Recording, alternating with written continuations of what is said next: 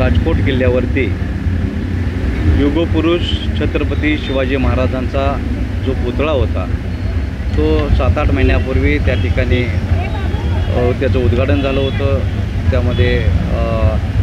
अवघ्या 8 महिन्यातच तो दुर्घटनाग्रस्त झाला। तर हे महाराष्ट्राचं नव्हे तर देशाचं आराध्य दैवत आपले युगपुरुष छत्रपती शिवाजी महाराजांचं हे प्रत्येकाचं सर्व जाती धर्माचं ते प्रतीक आहे आणि त्यामध्ये हे अशी दुर्घटना होणं हे आपल्या दृष्टीनं अनालकालीन आहे। त्यामुळं हा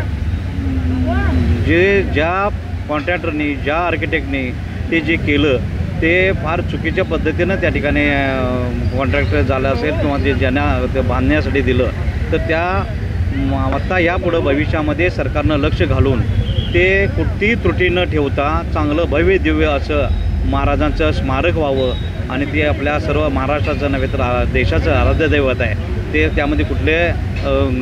ठेवू नये, उणीव ठेवू नये एवढीच यासाठी आपण सर्व कोल्हापूर जिल्ह्यातील सर्व राष्ट्रवादी काँग्रेस पक्षाचे सर्व पदाधिकारी या ठिकाणी मूक आंदोलनासाठी बसलेले आहेत।